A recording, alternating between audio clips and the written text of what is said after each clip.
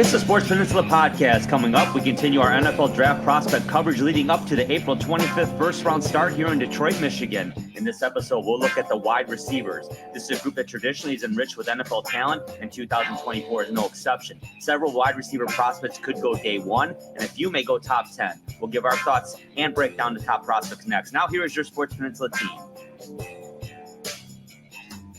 Yes, this is the Sports Peninsula podcast, and welcome everybody. My name is Dave Drew, and I'm joined by Coach Andy Shield of the Marine City Mariners to talk about the wide receiver position in the 2024 NFL Draft. Coach, how are you doing today? Doing well, Drew. Excited to log another position group here today. A lot of fun as always. This one, is one that's got a lot of history with the Detroit Lions. As the first part of the century, we were really drafting a lot of wide receivers. It looked much to the chagrin of some fans in some cases. Yes, and we're doing some things still now. I mean, we were obviously it's a very important position group. It's a position that we are not out of the woods with. I mean, we could certainly look at receivers, and I think there are some that would be really fitting in some ways. We do have some free agency that's within the wide receiver position group. So it's not necessarily something that's a foregone conclusion. I know we talked about offensive tackle not being a primary position for the Detroit Lions. However, somebody that could be listed as an offensive tackle could be a guy that gets drafted. We looked, in running backs, it looks like we're in pretty good shape. We could look maybe potentially on day three. This position, similar, maybe if there is something really, really special on day two, because we do have those three picks, we could look at this position group. Yeah, it's like to your point, the Lions are in pretty good shape at receiver and have a top 10 talent in Amon-Ra St. Brown. But as we know, Brad Holmes is not going to turn away from elite talent. To your point on day two, yeah, I mean, it could happen if the right player's there and they feel good about where they're at overall. Because again, there's a lot of ways that team could address needs, free agency and undrafted free agents for that matter. And Brad Holmes proven he's adept at both. So, but this is an exciting class, Coach. And just as a precursor, you did a great job breaking these guys down as always. But it's a tough group it's easy to say, yeah, there's a ton of first round talent, day one, day two talent, but it's tough to configure who's actually above or below the other, and it's that tight, but it's that talented of a group, and let's just get right into it. And this is these are some standout NFL talents here that we're talking about. Let's talk about these guys real quick, Coach. Well, from 20 on down, I mean, you have serious performers at the college level. Jalen McMillan is one of those great receivers that Michael Penix and Coach Kalen DeBoer had at Washington. Jacob Cowing, part of the revival of Arizona football under, Jed Fish, who's now the University of Washington head coach. But Jacob Cowing was a huge piece of that. Roman Wilson, the top wide receiver target for J.J. McCarthy at the University of Michigan, made some huge plays, made a huge catch in the Rose Bowl that really helped seal the deal in that game. Great Wolverine. Ricky Pearsall, guy that is a transfer from Arizona State, real impressive player. Did some dynamic things as a Sun Devil, came to Florida for 1 year. Really electric football player. Johnny Wilson Jr. Johnny Wilson is a guy to look at because he is 6'7", 237 pounds, and runs like a deer. He runs a sub 440. So his film is rather impressive, and he is a red zone nightmare in the making at that kind of frame.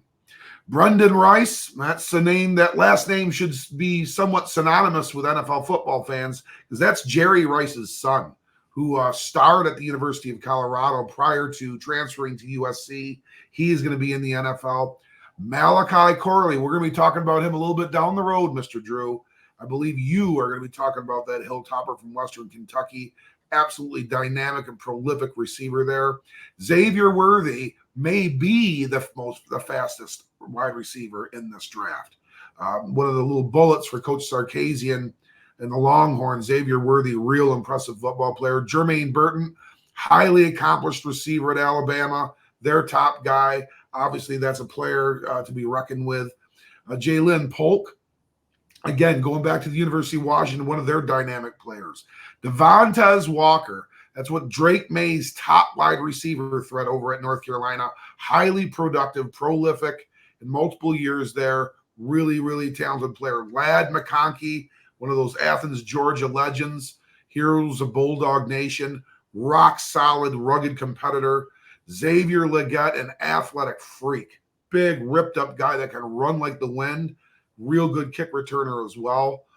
Adonai Mitchell, we'll be talking about him. And this is another player, very prolific receiver. One of Coach Sarkisian's guys over at the University of Texas. And then our top six, which we're going to get into, the absolute laser beam named Troy Franklin out of Oregon. Phenomenal receiver by the name of Brian Thomas Jr. at LSU. We'll see him in a minute. Keon Coleman, name that should be somewhat familiar with people in the Sports Peninsula. He's a former Michigan State Spartan turned Florida State Seminole. Excellent player. Rome Odunze from Washington. Big Rome. He's the guy that led that Washington wide receiver core. Malik Neighbors. Malik Neighbors from LSU. Electric guy. And atop our board, and the top most boards, is from The Ohio State University, Marvin Harrison Jr., who we'll be probably talking about, I'd say, in about 30 seconds here. Yeah, give or take. Yeah, great breakdown, Coach. Yeah, deep class. And there's guys we haven't talked about that are absolutely getting drafted in this draft back out in April in Detroit. So let's get to it, Coach. Let's talk about that Marvin Harrison Jr. fellow. And we were talking off air briefly just before the broadcast, and I was saying, even against the University of Michigan, he actually had a pretty quiet day overall. Yet if you looked at the statistics, it was anything but that. It's just when he gets an opportunity, he can absolutely gash you. Talk about Marvin Harrison Jr. Well, Marvin Harrison Jr., by most draft prognosticators and draft coverage folks, he is wide receiver one on this board. He's one of the few consensus people that you'll see right across the board as number one. There are some people arguing some other receivers. We'll talk about them in a minute. But the 6'4", 205-pound junior from Philadelphia is the son of a Hall of Fame wide receiver by the name of Marvin Harrison Sr. We've known Marvin Harrison as one of the legends from the Indianapolis Colts and is in the NFL or Pro Football Hall of Fame in Canton. Sub 440, runs a 4.39 40 at 6'4", 205. He's a two-time All-Big Ten player, two-time All-American. He won the Biletnikoff Award this year as the nation's top wide receiver. In his window of time in Columbus, he had 155 catches for 2,613 career receiving yards and 32 total touchdowns. He's been an absolute machine and part of that Buckeye juggernaut that is still down there in Columbus. Respect all, fear none. They are great. That is for sure. And Marvin Harrison represented that very well. No question, Coach. And you touched on a lot of the positives for Marvin Harrison. Let's dig a little deeper into that. What other strengths do you see? Well, he's press covered and bracketed or double covered almost, at least this year, almost exclusively every week. Almost exclusively every week. And that really started into his sophomore campaign as well. And despite being bracketed and press covered, he still thrived. He was outstanding. He is a very technical route runner, highly technical. And you would expect so when you come with that pedigree. Not only did he go to probably all the greatest football trainings possible, he has his dad helping him, with those little nuances in the backyard. Outstanding route runner. He's got great burst and release off the line of scrimmage, something that I'm sure his dad instilled in him with that too. That's probably one of the biggest things for receivers. A lot of guys can run down the field and catch the football and do fun little things in space and show a little decent catch radius, but can they even get off the line of scrimmage? That's where that's a line that a lot of guys can't cross. Marvin Harrison Jr. certainly does. Elite athlete, world-class body control, can get that his catch radius is impressive because he can get towards the target and adjust to make the catch look easy. So a lot of times on film, I think some people say, oh, he doesn't appear to be that dynamic. It's because he is that dynamic that he shows that tremendous catch radius with those soft hands. Excellent hands. Very fearless and competitive. He's an excellent blocker. You'll see plenty of clips on film of him blocking downfield or doing something underneath, or getting somebody on a cutback, and decleating them a couple times on runs downfield by the ball carrier. He's fights for contested catches with ferocity. He's a competitor. He likes to be he likes to be messing with the bull in the ring. There are some that say this is the top overall prospect in the draft. There are some that wouldn't say that too, but there are many that say this is the top overall pick in this draft. You're right, Coach, and thank you for that. And we'll talk about some of the issues here short in a minute here. But what I would like to say is, and you brought it up, to be real competitive and tough at the line of scrimmage. That is as great of a career as Calvin Johnson had. That was the one thing he struggled with just his rookie year, but he did struggle with it. He was getting jammed at the line a lot, surprisingly, being 6'5", 235. He figured it out pretty quick, but that was a roadblock for him right away. So even if you're that big in the NFL, they're going to test you like that. So the fact that Harrison Jr. is pretty adept at it already, that's a big step in the right direction. In my view, Coach, he's perhaps the safest pick in the draft. And he's the reason right now the Chicago Bears are not sure what they're going to do at number 1. Do they keep Justin Fields and go after this guy? Or do they maybe think a quarterback's on the board that they really like, and then they'll take that guy and trade their quarterback Fields? That's the big question. And it's because there's a guy like Marvin Harrison at the top of the board potentially.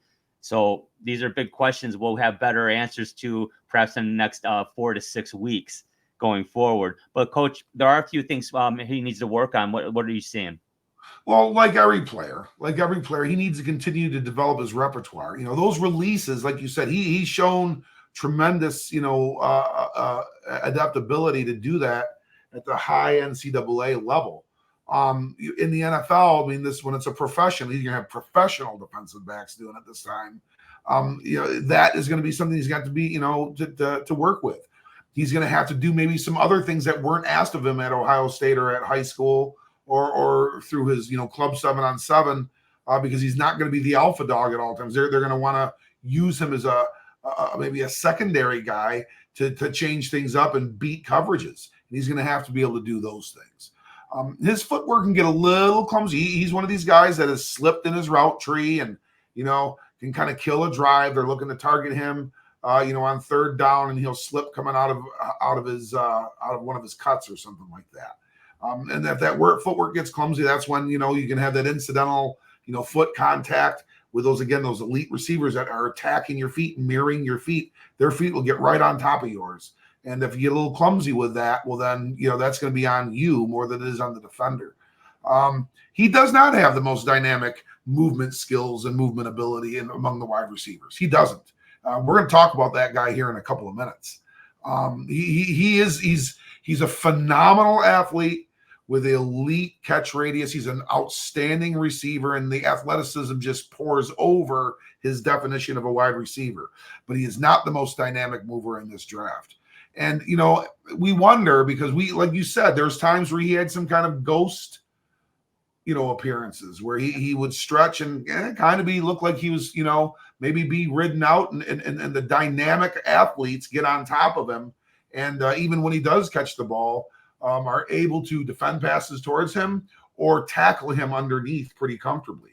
So these are the questions that Marvin Harrison's going to have to ask with his play on the field, which is certainly going to be for a team and likely the first 3 to 5 draft picks.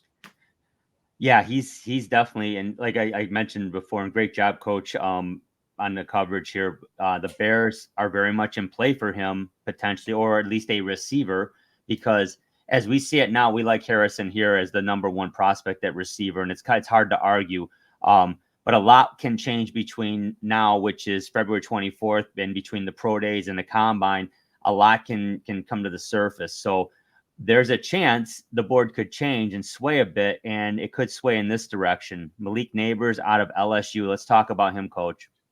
Well, that's our number 2 prospect on the SPP wide receiver big board, the 6-foot junior out of Youngsville, Louisiana, and LSU.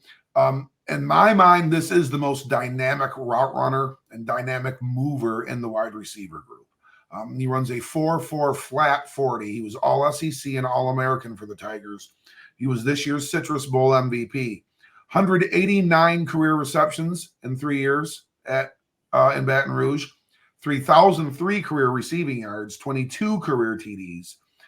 Had 89 receptions for 1,569 yards and 14 TDs this past season. So if you look at his body of work as compared to the guy that we just talked about, in some cases, in some areas, a little bit higher, he's got a little bit more in the way of receptions and receiving yards. Marvin Harrison had a few more TDs. But this young man right here, Drew, this is a guy that some people are saying is wide receiver number 1. His ability to move without the football and get open is second to none. Yeah, he's impressed. He's impressed everybody obviously all year, but I think he's going to really make a firm statement that he is number 1. I'm not saying he's going to end up being that guy, but he's going to make a real firm argument that he should be. And let's talk about why he can do that, Coach. Well, he's got just a unicorn's blend of speed and power. He's strong as all get out after the catch. He is amazingly physical, can rip through tackles. He shows this competitively sometimes as well as a blocker. He at his feet are the grace and tempo that he's able to control with his feet and accelerate and stop and move and redirect and do so with body control in his upper half remaining pretty fluid and flexible. Amazing. It's amazing. He's extremely competitive. He thrives in the 50-50 situation, which you're going to have to be at 6 feet and 200 pounds. You're going to find yourselves in a lot of 50-50 ball situations. He's the first. He wants those. He invites those kinds of situations. He's alignment versatile. This is not just an outside guy. He can line up in the slot. You can move him around, on, off, motion him. He's going to be a real asset that way. Outstanding ball skills. Just absolutely outstanding ball skills. That's something that some people see as the best in the draft. He's a real physical and confident guy, not afraid to be out there. The moment's not going to be too big for him. And he's extremely physical with that football in his hand. A lot of comparisons here, Drew, to San Francisco 49er great Deebo Samuel. And that's good company to have, no question. It's also a lot of expectations too, but I think there's no question he meets them. I agree with you. I think physically he is the most gifted. There's 4 reasons why I think people are going to still have Harrison on the board, and that's that height. He's got 4 inches of height on Neighbors, and that can be a big factor. But I agree with you. Neighbors is so good in the 50-50, and he's strong, which is hence the comparisons to Samuel. That kind of nullifies that perceived disadvantage in the height department. Although I wouldn't say he's small, he's 6 foot. That's not small, but obviously a lot of receivers now are in the 6'2" and on up range. But he counters that very well. But there are some things you saw he needs to work on, right, Coach? Right. Well, as dynamic of a mover as he is, Drew, and a guy that's just so nimble and graceful, he gives away his go route right away. At 6 feet, there's no reach advantage, and at 4.4 flat, there's a lot of at this level. There's a lot of man cover or even zone guys that can catch on to that and mirror it. Jamison Williams, 7 times out of 10. 8 times out of 10, someone might be able to mirror. One of the best cover corners in the NFL could mirror him. There will be those 2 or 3 times he's just going to beat you. He's getting over the top. That's not as easy for Malik for Malik Neighbors, and he's going to have to prove that to be untrue.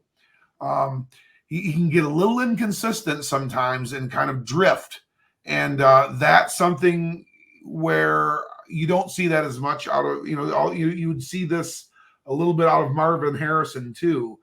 Thing is with Marvin Harrison, like you had said, he's got those 4 inches. He's got some other things that will help, him get a play and get off the schneid, so to speak. So Malik Neighbors can get in that funk as well a little bit, but he's got a lot smaller catching radius. And that's just the way it is. I mean, he's 6 foot 200 pounds. We're going to talk about several receivers here shortly. They have a much larger catch radius than he does, and that's just for the simple fact of his size. He doesn't play much taller than 6 foot, and he needs to become a little bit more of a devout route runner. He's going to have to refine there a little bit. I know we have said that sounds like one of his great assets as well, and his ability to move without the football and get open and move with the football and get separation is almost second to none in this draft. He's going to have to continue to refine so those elite level athletic defenses of the NFL don't take him out of the equation. It sounds and looks like Neighbors, there's no doubt he checks every physical box, and he can do everything you're talking about. When it becomes a weakness, and tell me if I'm wrong, Coach, that's a methodology and repetition type thing. He's got to discipline himself to run a particular route tree exactly the way it's scripted, and he can physically do it. It's about focus, because when he's focused, he's good luck. I mean, you're not covered. Right.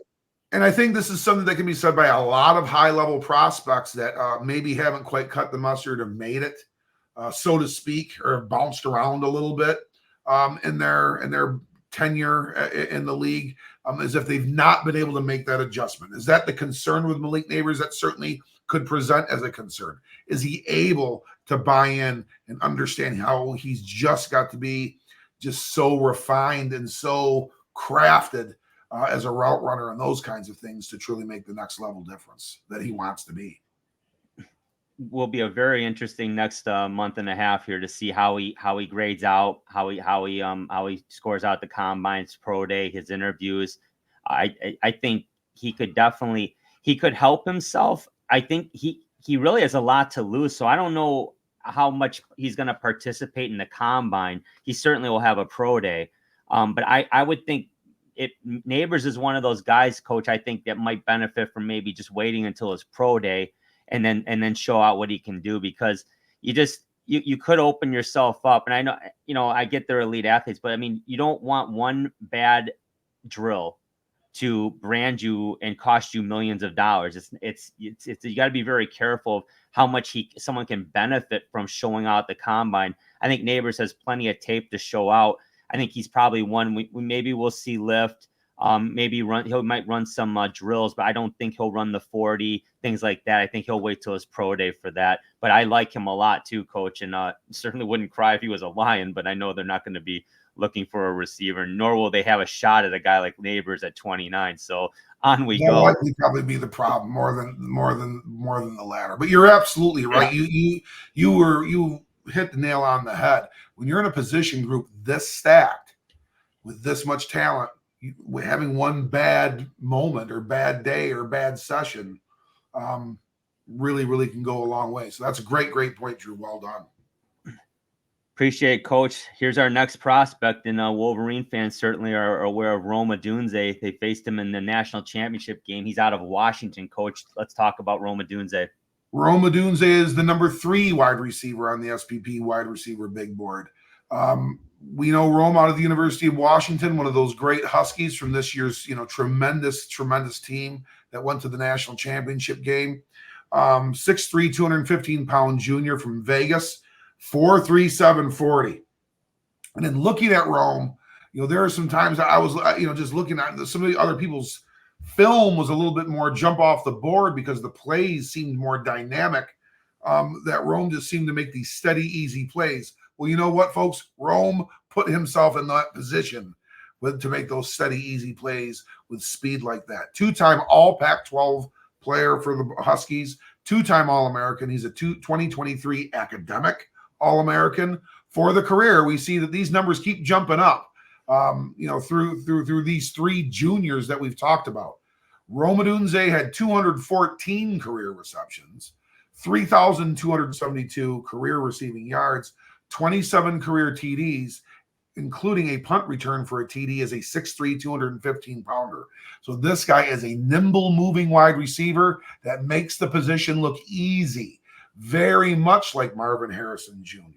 And that's why he stays at number 3. Rome Odunze is a first-round draft pick, Drew, and that can be about a lock. Yeah, he is something else. I love his size too. That the speed with that size, he's strong. I mean, yeah, I mean, there's a lot to like your Roma Dunze. I mean, without question, a top 10 talent. Let's talk about what else you like about him, Coach. Well, there just truly is a lot of similarities to Marvin Harrison Jr. He's a great route runner. Sorry for the stumble there. He's very skilled at it. He's put a lot of work into this. This is something, so he's a crafted wide receiver, truly a man of the position and of the craft and skill.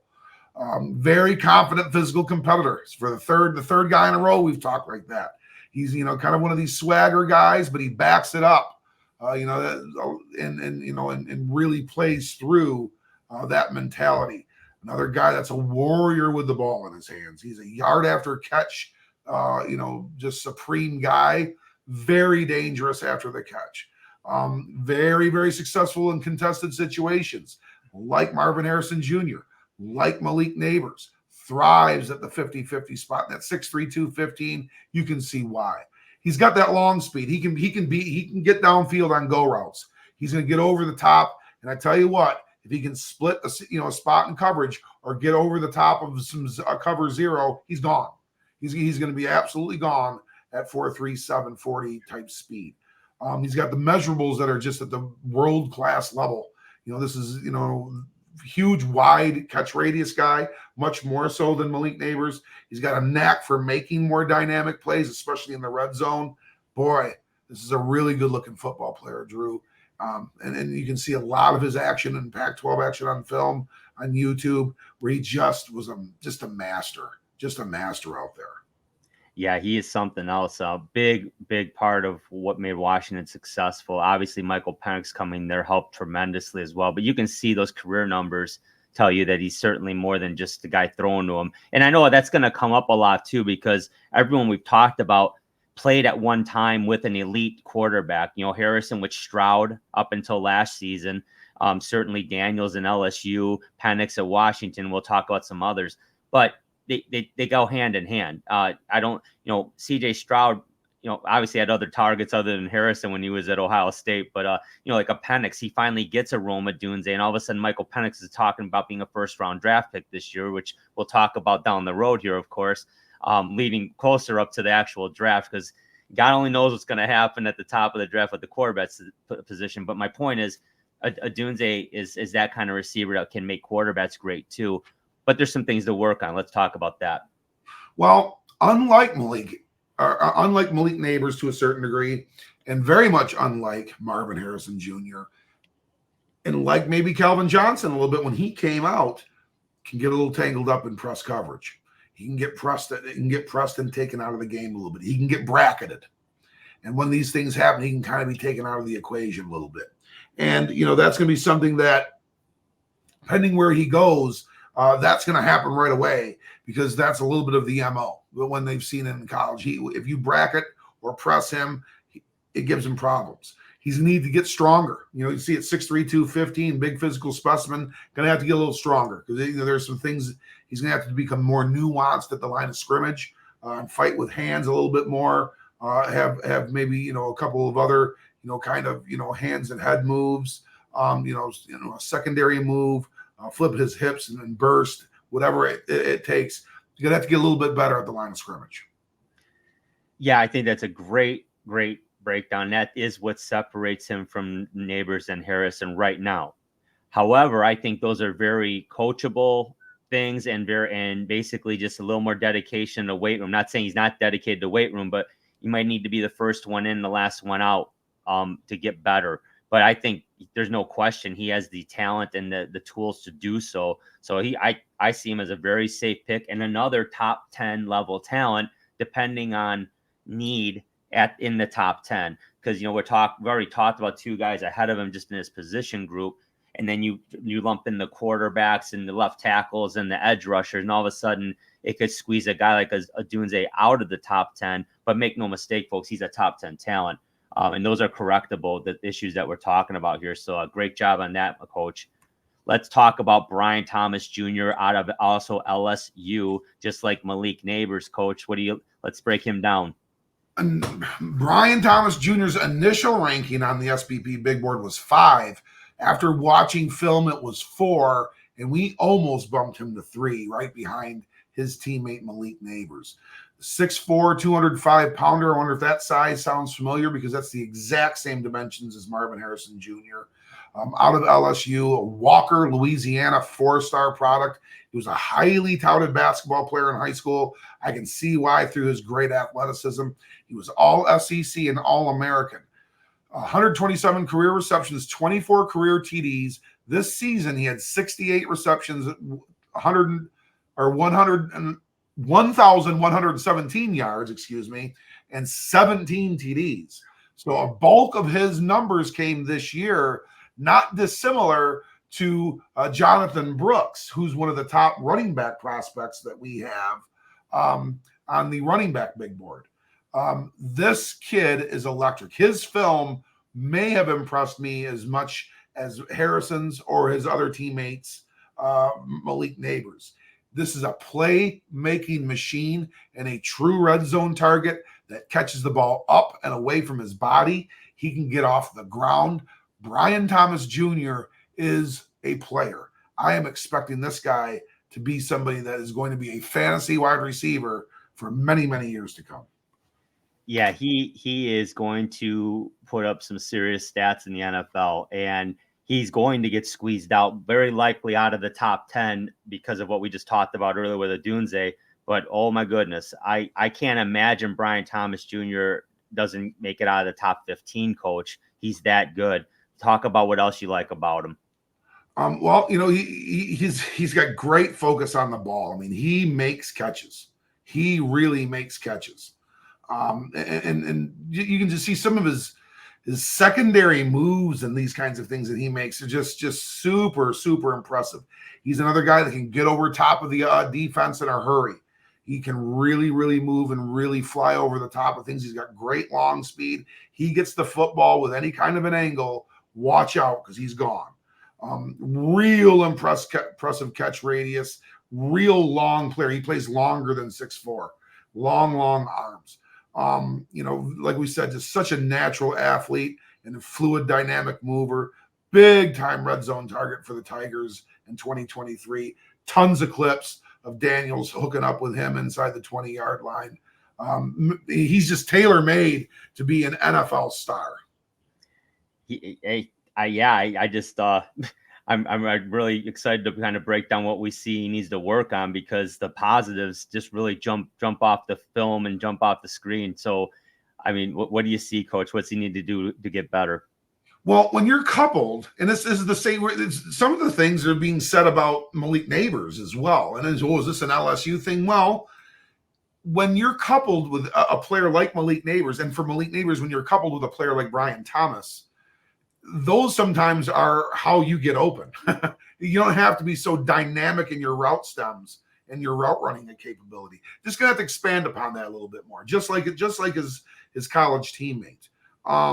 He can get beat up in press coverage a little bit too. He's long and slender, and some of those things. That's something that he's gonna have to work on, very much like Rome Odunze, because he can get mirrored by the elite DB, just because he has had a predictable route stem so far. Posts, goes, corners, flags, arrow routes, sideline routes, comeback routes. Though that's what you see from him, and he doesn't maybe sell those things the best yet, and that's going to get better and going to have to get better for him to be really maximized. He's got all the natural and creative movement skills you would ever want. He's just got to utilize them more. And I think under the right coaching, which you're going to get at the NFL level, you'll see that. You'll see it. These are things that are very correctable that Brian Thomas should overcome pretty easily. Yeah, I agree, Coach. And I think that's that's what ultimately separates Harrison from the pack, is that, and you hit on it real solid, having a Hall of Fame wide receiver for a dad working with you like that, man, you can't put a price tag on that. He was working on the finer points of the game that, let's face it, anytime you're a physically imposing elite athlete at like the high school level or even at the college level, you don't have to be that physical at the line. You don't have to sell your routes as well, because you're just flat out going to burn past 98% of who's covering you. And it will not be the case in the NFL. So it's going to be a rude awakening for some prospects when they come to the NFL in camp and they're like, whoa, what is this? It can shake your confidence. It could discourage you. So a guy like Brian Thomas needs to just understand coming into the league that that's absolutely what I need to work on. And I'm going to work on it starting 3 months ago. I'm on it. And at that point, all bets are off as to who will have the better career. But there's no question Brian Thomas is a very, very elite prospect and likely top 15 pick. Great job on Thomas, Coach. Let's talk about the next guy, the former Sparty, Keon Coleman out of Florida State. Coach, what do you see? Like you said, this is a guy that's near and dear to the Sports Peninsula. He spent some time here in East Lansing and was an outstanding player there. And he didn't just play football at Michigan State either. Keon Coleman, the 6'4", 215-pound junior from Florida State, our fifth overall wide receiver on the SPP big board. Another Louisiana product. This is the third kid in the top 5 out of the state of Louisiana, out of Opelousas, Louisiana. So Louisiana, about 3 years ago, class of 2021, man, they were growing wide receivers on trees down there. Yeah. As we stated, a former Michigan State Spartan, outstanding on the gridiron. He played half a year for Coach Tom Izzo on the Spartan basketball team too. This is the kind of athlete we're talking about in Keon Coleman. Amazing athlete. All Big Ten selection at MSU, wound up having 115 career receptions for 1,506 yards and 19 career TDs. Perhaps maybe the 4 receivers that we've previewed thus far may have somewhat of a bump on those career numbers, but Keon Coleman is lights out, and I know it's oxymoronic, but he's lights out electric, and he's a major NFL caliber playmaker in the making. Yeah, love his size, Coach. Definitely love his size. I'm loving that white helmet for FSU there too in the picture. But talk about what you see and what else you like about Keon Coleman, because yeah, you're right. He's an athletic freak, man. He's the build. He's the build of that X wide receiver, big 6'4", 215 pounder. He's got the modern mold and for his size and the type of player he is and the physicality he plays with. Outstanding athleticism. Like I said, he's a Big Ten basketball player and played in games for Michigan State. What more can you say? I mean, that's amazing. One of the best basketball programs on this planet. He's for the fifth time, physical and successful in contested situations. A guy that can go up and get the football among defenders. And these are what really separate these players and make them maybe day one type players, because of their ability to advance offenses with their athletic ability and ability to catch balls in contested situations. Another confident, tough competitor. He's never seen a situation that he didn't want to be a part of. Another real smooth accelerator, twitchy, bursty guy, high-end ball skills, and a big threat after the catch. Keon Coleman, another one of these first-round caliber NFL players or wide receivers, Drew, in this draft. Yeah, and I think Keon Coleman has a place in this draft, likely between 10 and 25, at least right now, what I see with that size. If he can show in the combine and pro day, I mean, we know what he's got on tape, but when you look at his workouts and have the interviews, there might be some GMs that really dig that size, and Keon Coleman climbs the board. But yeah, absolutely a first round talent, no question about it. And let's talk about, and he, like you said, Coach, and you touched on this beautifully. He didn't have quite the body of work that the top guys we were talking about have, but what I like so far that everyone has in common is they're not afraid of the spotlight. Quite frankly, they probably got a little bit of cockiness to them, and that's okay as long as that's not diva. And these guys are not divas. These guys are just tough football players, and that's what you want, no question. But some things Coleman needs to work on though before his first training camp. Well, like a few of the other guys, he's not the most nuanced route runner. He doesn't have that Marvin Harrison Jr. route running ability. Like Brian Thomas Jr., like Malik Neighbors, they're going to want to get a little bit more refined. Like Mr. Odunze, like Mr. Harrison Jr. have. He's going to have to do that. What bumped me and had him switch with Brian Thomas Jr. Is he shows the same kind of athleticism that Brian Thomas Jr. did. Same sort of playmaking ability Brian Thomas Jr. did.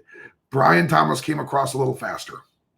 He came across as a little faster than me. He's not top end fast. So he's going to make some great plays, but maybe not be able to finish and make them scores. And this is where it comes in you get the Dan Campbell, Kyle Shanahan treatment, because you have to end up going for a fourth down or something like that. Or kicking a field goal when you should have went for it on fourth down because the touchdown wasn't made. That receiver got caught. These things flip games, and that's a concern. If you call that a concern, that Keon Coleman can only get you a 39-yard catch, not a 53-yard catch. But, I guess we'll start splitting hairs. I guess that's what we're here to do, Drew. That's what we're doing. So he does need to become more technical. He needs to be more technical, and so he can create separation and those kinds of things.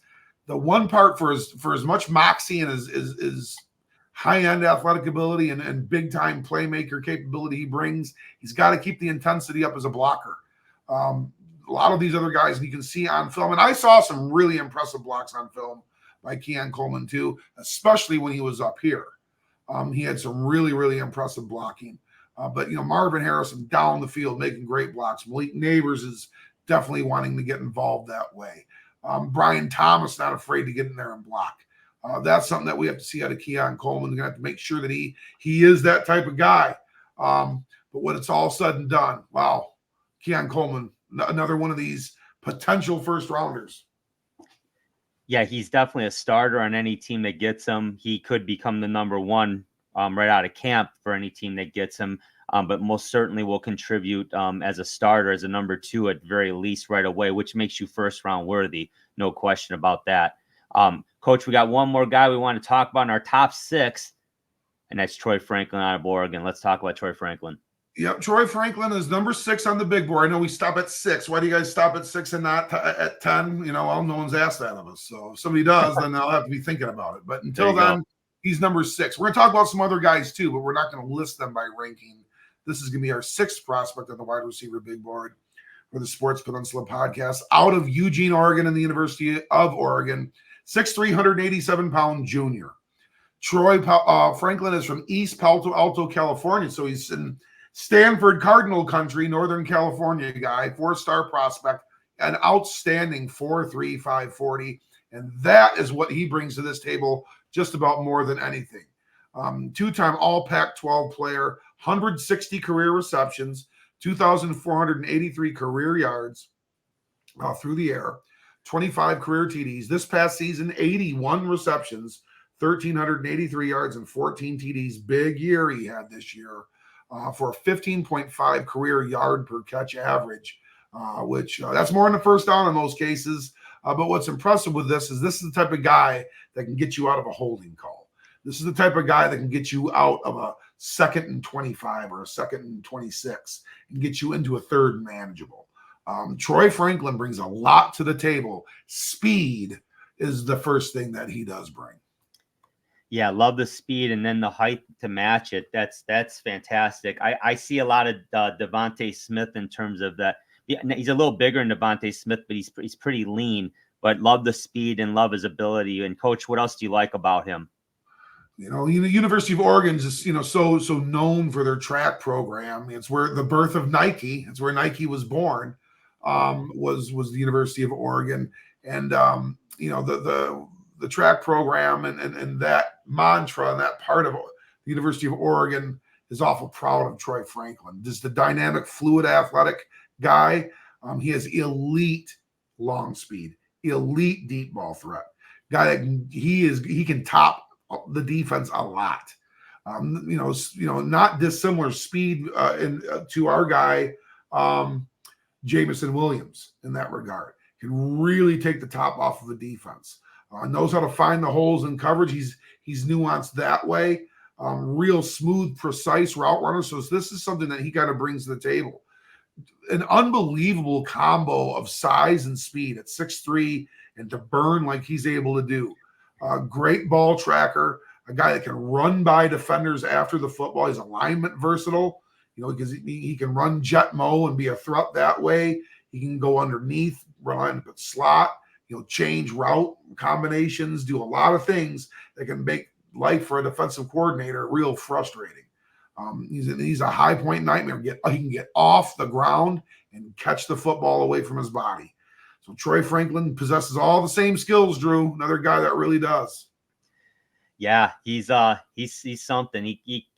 When I'm watching some tape on him as well, he does look like Jamison Williams to me a little bit in some situations with the speed. I mean, it's just he is special. There's no question. And I'll tell you what, and this, we've talked about this off camera many times. I've never been a huge Bo Nix fan, but Bo Nix had a pretty damn good season last year, and we'll be talking about Bo Nix in a few weeks here with the quarterbacks. And Troy Franklin's one of the significant contributing factors to that.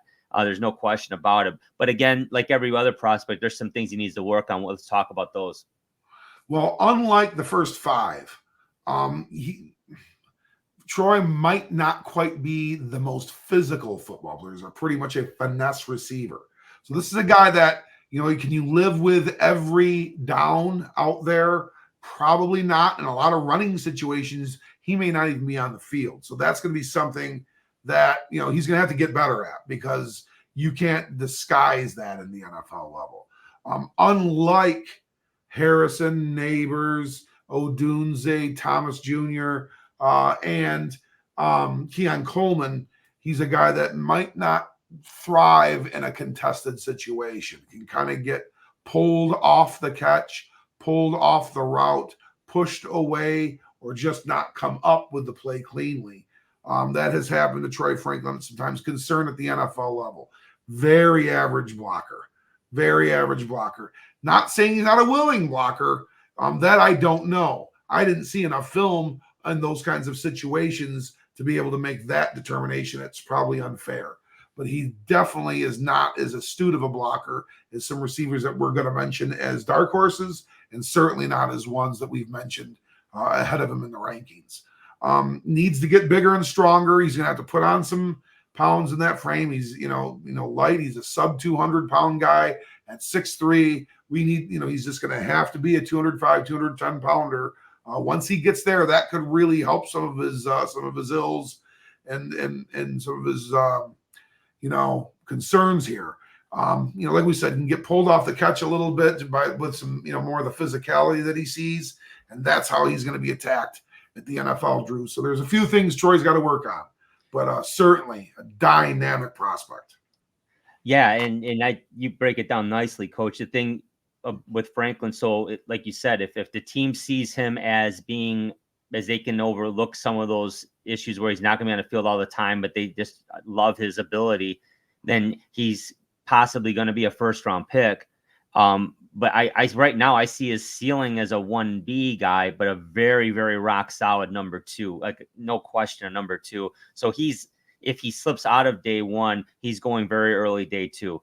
And what a gem that would be to get in day 2. But it's a possibility, because if I'm looking at, I've got a starting right tackle and a starting guard versus a possible number 2 receiver. Well, most teams are going to go with the showstopper at the positions of need, the number 1s. And that's what'll make a guy like Franklin slip back, so everyone understands what we're talking about. But overall, his ability, he's first-round talent, no question about that. Great breakdown, Coach. Now let's talk about those dark horses. These are guys, we like them, in no particular order, and we think they could bring something special in either day 2 or day 3. Let's start with Adonai Mitchell.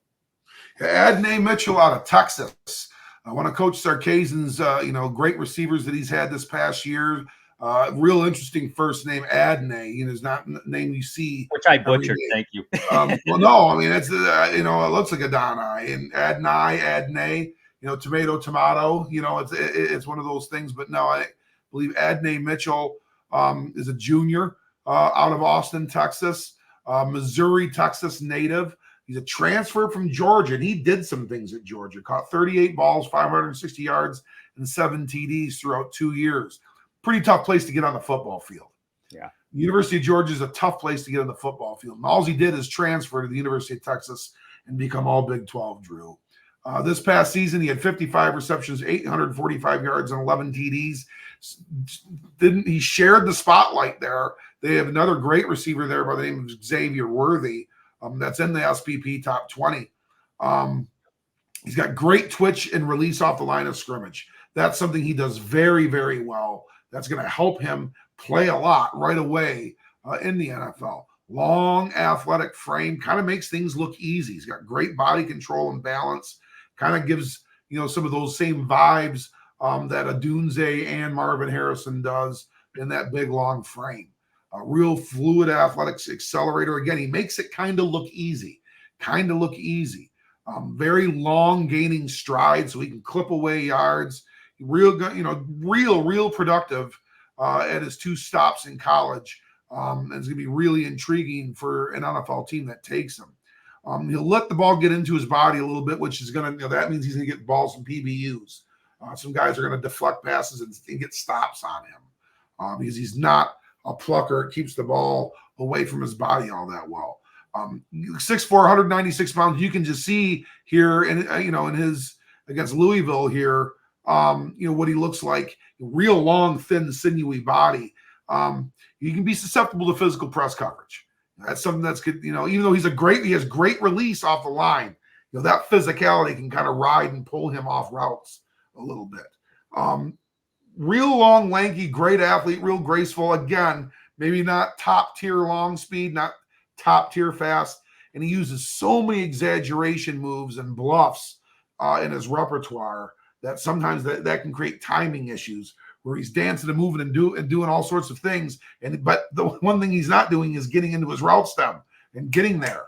And that can create sacks, and that's how coverage sacks happen. And that's how good receivers kind of get nullified, is people will just get into you because they know you're a dancer and a bluffer, and they'll just take you right out of things. So those are some things he needs to be able to trust, that those long strides a little bit more so he can create some more separation. Yeah, keeping it simple sometimes is effective. There's only so many Barry Sanders in the world, right? I mean, that you got it. Sometimes you just got to make your move and go. Let's talk about Xavier Legette out of USC, University of South Carolina, the Gamecocks.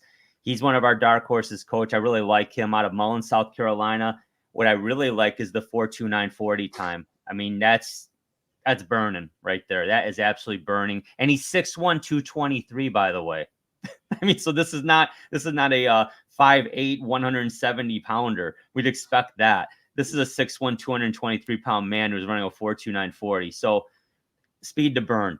4-star recruit, all SEC member, all American this year. 29.4 yards per reception and a touchdown as a kick returner in 22.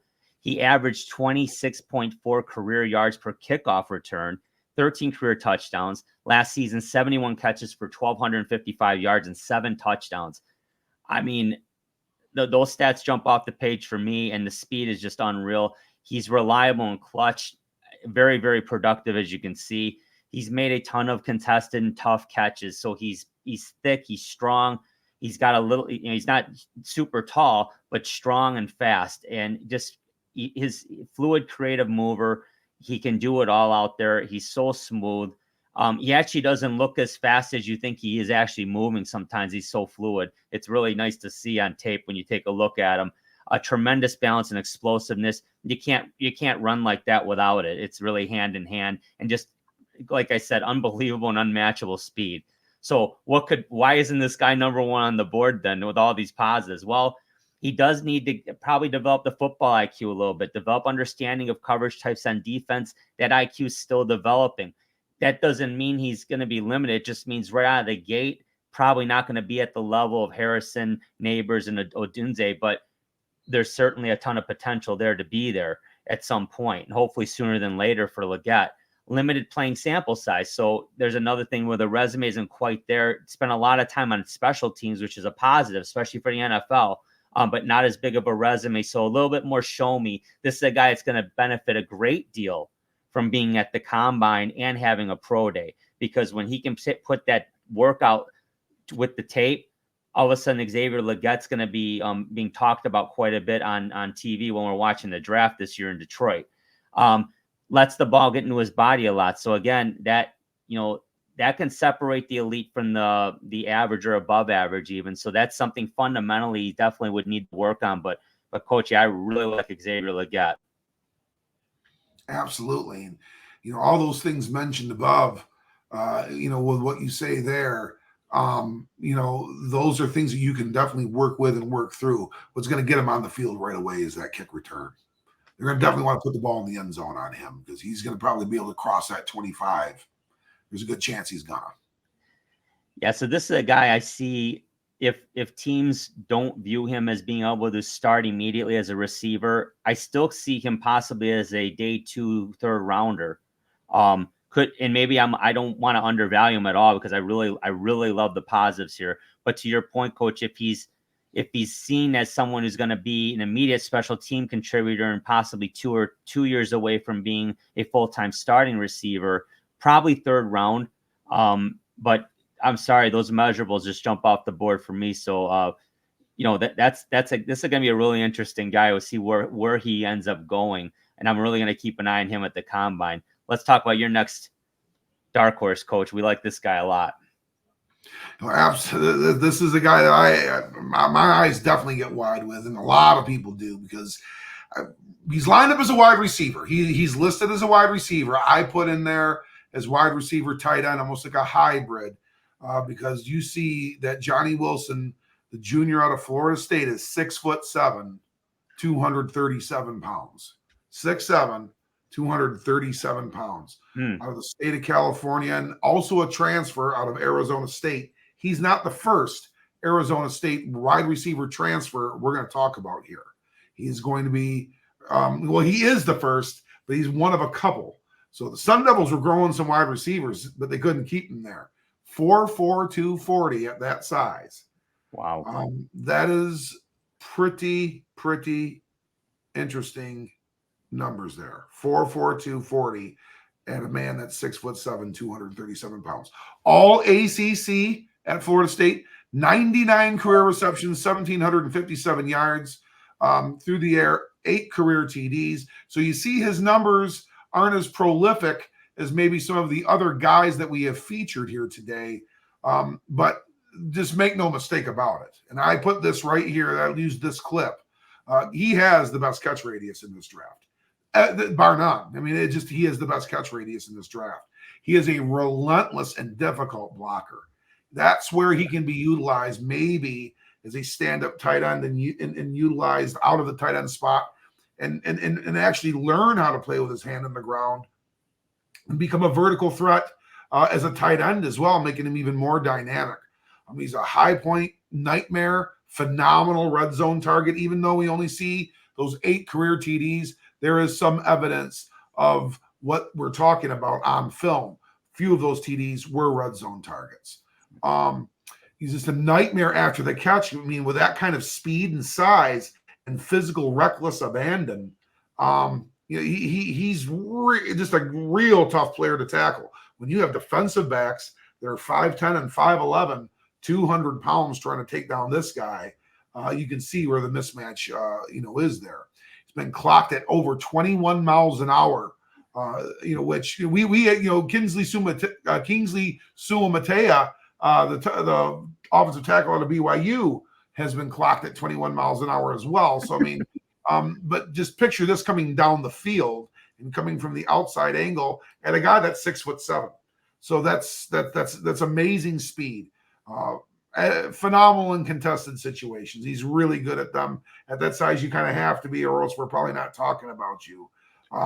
Johnny Wilson, man, I'm very intrigued by this guy. This is a wide receiver I would put the bullseye on for the Detroit Lions. If we were looking at a wide receiver, I'm wondering if Johnny Wilson is the type that we could look at, because he brings something to the table that's a little bit different. We have a very, very accurate quarterback. What not better to have a very, very accurate quarterback with a guy with an amazing catch radius?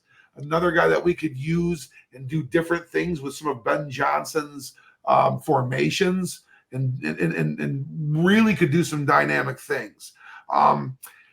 That reckless intensity, that's we have to control that fury a little bit, Drew, because he's gotten flagged for some holding calls. He can get his hands a little wild at times, maybe play a little bit too much towards the end of the whistle rather than at it. So we got to make sure that he cleans those things up. He's not a great separator. That's not the type of player he is. He's not the most dynamic mover like Malik Neighbors and some of these guys, but he's got so much size on them. He's 6. He's got 5 inches. He's got 7 inches and 40 pounds on Malik Neighbors. So he's just a different kind of a moving athlete. He's got more of a limited route tree. He's not going to do the little underneath things. He's not maybe as alignment versatile as a wide receiver as he is alignment versatile as he is a wide receiver and tight end. Johnny Wilson, big time intriguing prospect in my opinion. Yeah, we both had flagged him as a dark horse right off the hop. I like that he's improved every year. I love his size, love his straight line speed, and yeah, didn't really expect him to be this slick route runner, but with that body type, you probably aren't going to be called upon to be doing things like that, like you had mentioned. But yeah, as a Lions fan, yeah, round 3, you gotta maybe keep your eye open, and just see. It's gonna depend on how the first 2 rounds shake out, etc. But yeah, any team could use a Johnny Wilson. He just would be that X factor that it's gonna be very difficult to account for. Most linebackers won't have the speed to cover him. Most corners won't have the size to handle him. So it's going to take a special kind of defensive coverage to really handle Johnny Wilson. And again, like you said, if he can just make sure he doesn't get too many yellow hankies thrown on him, that'd be a big plus for him too, no doubt. Coach, great breakdown, Johnny Wilson. Love him as a prospect. I really like Malachi Corley, and you mentioned him earlier out of Western Kentucky. We heard about Western Kentucky initially as a basketball program when they finally made the NCAA tournament back in the day, and all of a sudden around these parts we realized there's a Western Kentucky University, and Malachi Corley I think is going to add to that legacy a little bit and make it a little more football known, because this is a special player. He's out of Orange City, Florida. Ran a 4.46 40. 355 on the bench. So that's some serious strength for a receiver and pretty good speed too. And he's 5'10", 215. So he's not super big, but you can see at 215 and that strength, he's going to be tough to jam at the line, which I really like a lot. 2-time All-Conference USA player, 259 career receptions with over 3,000 career receiving yards and 29 career TDs. So Malachi Corley did get a lot of work at Western Kentucky. What are his strengths? Well, he's one of the best athletic specimens in the draft. With that strength, coupled with that speed, and being able to run that way at 215 pounds at receiver, it's special. He's a rare blend of physicality and aggression as a receiver. He's really a nightmare to deal with after the catch. He's strong, he's fast, and he's a little bit squirrely out there too. He can make some moves. So he's not an easy guy to bring down. He's known as the Yak King. So right there, you can see it. You've got to wrap him up immediately or he's going to do damage. Very impressive hands. This is what NFL GMs are probably salivating over at this point, because you combine all of this with good hands. This is a very safe, sure pick. Now, what could Mr. Corley work on? Could use some refinement in his route running. So he's a strong guy. He's a fast guy. But that it leads to a bit of stiffness in his game a little bit. We've seen so far. Is he only a slot receiver in the NFL? That's a big question mark. And quite frankly, that could be the difference between him being a day 2 draft pick and an early day 3 guy. Although I'm leaning towards the late day 3 in the 3rd round, no question. But that is a huge question that GMs are going to have to not only ask of him, but have to see on tape. Can he do other things? Needs to develop a greater understanding of defensive coverages. football IQ. So playing at Western Kentucky perhaps didn't see as much or as many nuanced defensive schemes against him. So it's going to be really important, Coach, that he interviews well and he's able to go to the big board and show defensive coordinators and GMs that he understands what he's seeing there and does comprehend it, because maybe he just wasn't called upon that much to do it in college because he just didn't face that kind of scheme. But I like Corley a lot. What are your thoughts? Well, when you also have that kind of physical ability, playing in a mid-major conference, Malachi Corley could just impose himself on defenses. So yeah, that's not necessarily going to have to be the case. That's not going to necessarily be the case for him in the NFL. But whenever you flip down the TV, and Western Kentucky was on, this is the player you noticed. This is the player you noticed. It was Malachi Corley, and being as dynamic he is with the ball in his hands, he's going to find an NFL home. He's going to find an NFL home for sure. Yeah, he's got a little bit of learning to do. He's got a little growth, some growth to make as a player. Don't they all though? They're all going to be rookies. So he's just going to have that label and he's going to have to learn. But at 5'10", 215, yeah, he's going to, his length is not going to bail him out. But his work ethic in the weight room is very present, so we know this is a hard worker and a guy we're definitely going to see have his name called in Detroit here in a couple months. Okay, let's talk about our next dark horse prospect, Coach. All right, we're going to stay close to home here. We're going to stay close to home here with a key member of the national champion University of Michigan Wolverines, Roman Wilson, 5'10", 186-pound senior. So we're not talking about a giant here. But certainly a guy that's close to our hearts. Honolulu, Hawaii native, runs a sub 440. This is a guy that's got great speed, 4-star recruit, and like we said, a major contributing member and to the 2024 national championship Michigan Wolverine football team, Team 144, as they are often referred to. He's an all Big Ten selection. He's an all academic all Big Ten selection. He has 22 career touchdowns, in 12 touchdowns this year, and a career yards per catch of 16.0. So this is a guy that makes big plays when the ball touches his hands.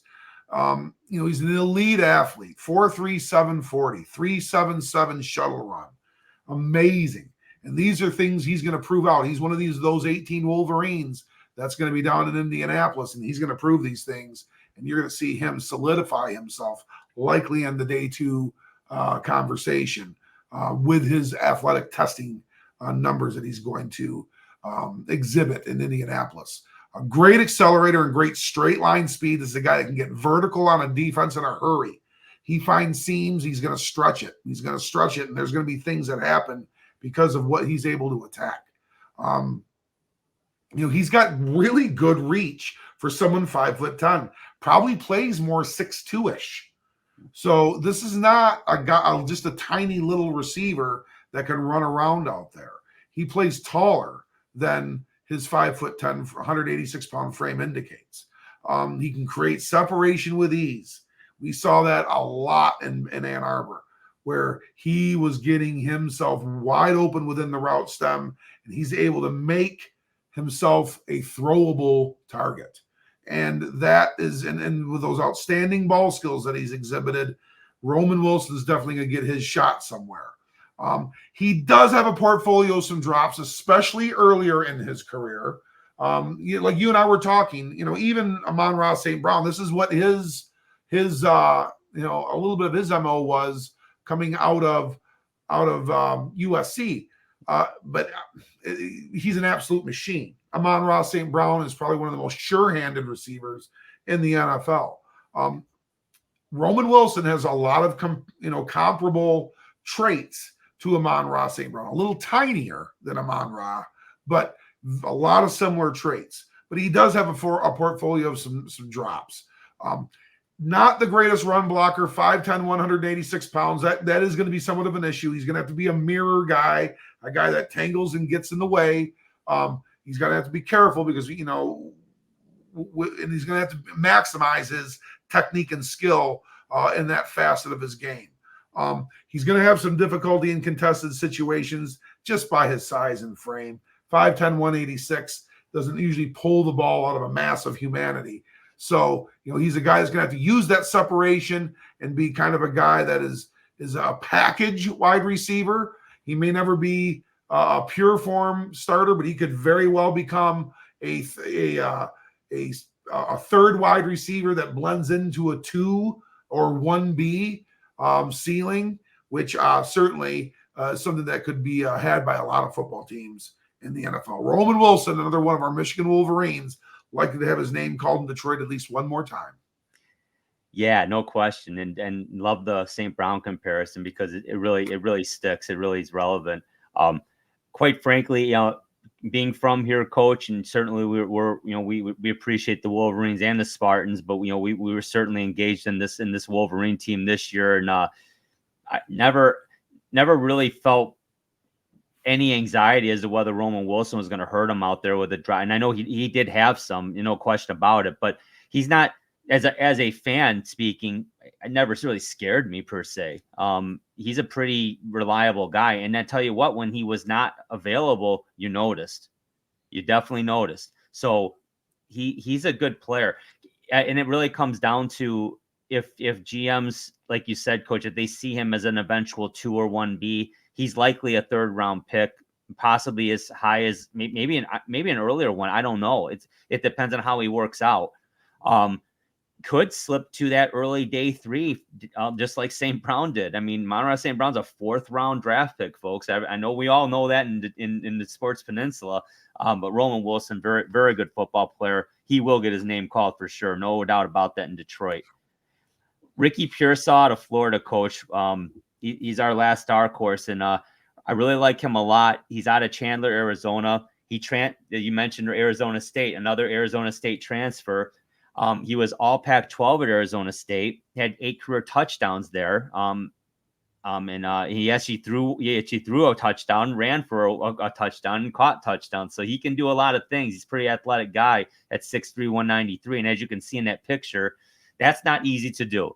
So he can make some things happen physically. 159 career receptions, 2,420 receiving yards in his career, and 17 total touchdowns. So a pretty productive, pretty solid resume considering he's a transfer. So what do we like about him?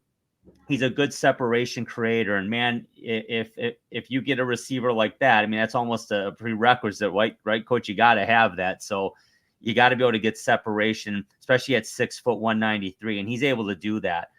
He's really tailor-made for the NFL slot position. So that's it could pigeonhole you, but at the same time, teams have an absolute need for that. And if a team's available and they really have a need, Ricky Pearsall could definitely jump up on some boards because of the fact that he is so good at being a slot receiver. So that's important.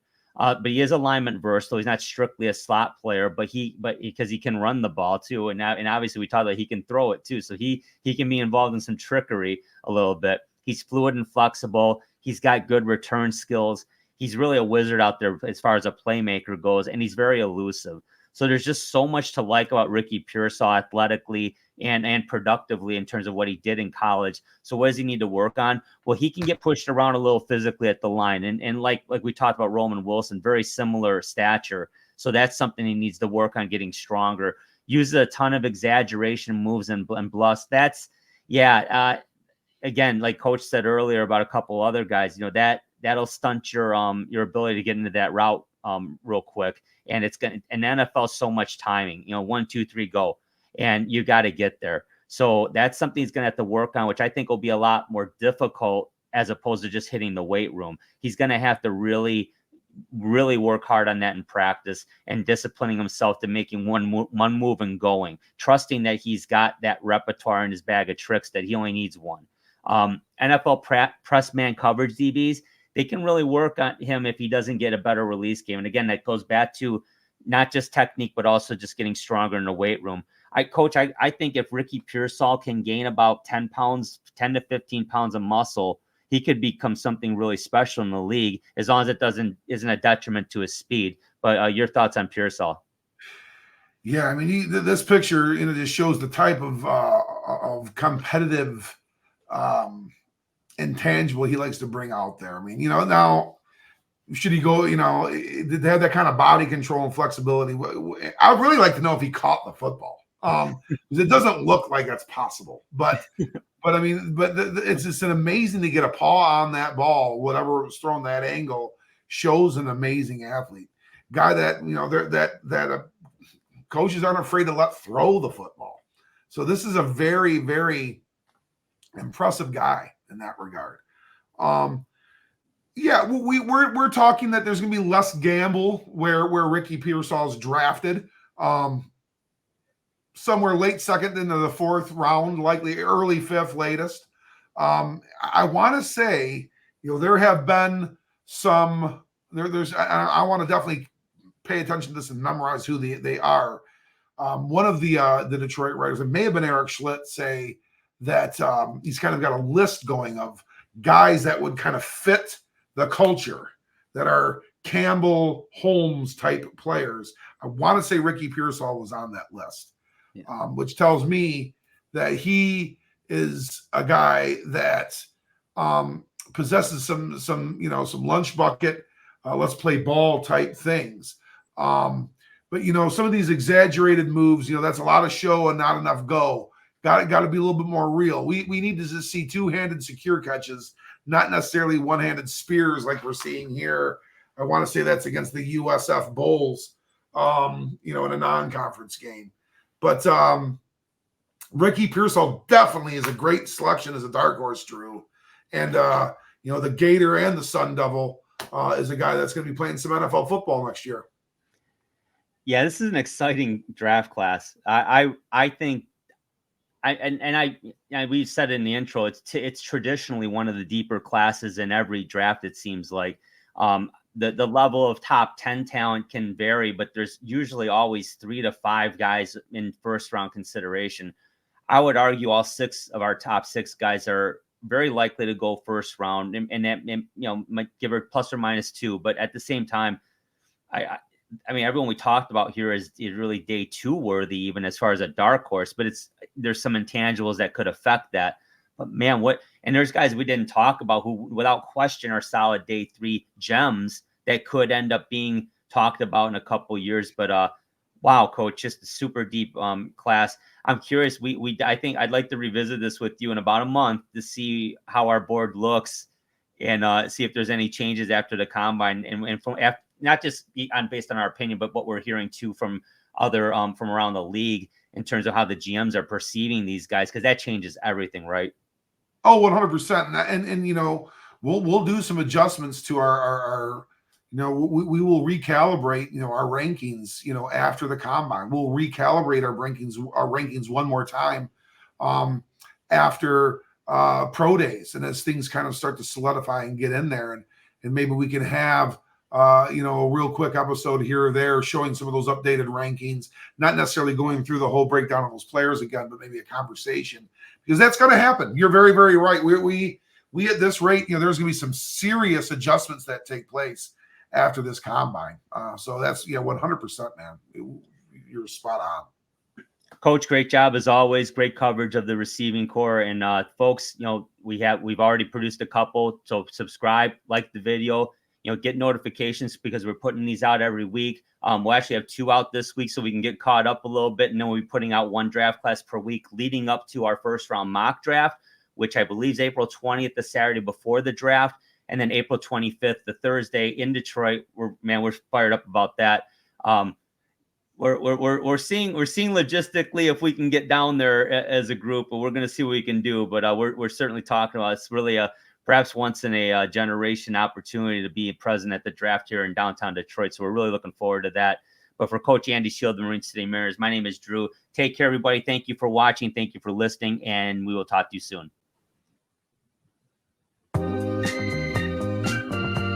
This has been the Sports Peninsula podcast. To subscribe to the podcast, simply click the subscribe button on our YouTube channel's homepage and give us a like. You can also follow our audio podcast on multiple platforms, including Apple Podcast, Amazon Music, and Google Podcasts, just to name a few. Give us a follow on Twitter. Our handle is @SportsPodcast to check out our latest releases. Thank you again for watching and for your support. Remember, when you want to hear all about sports in the great state of Michigan, there is only one Sports Peninsula podcast.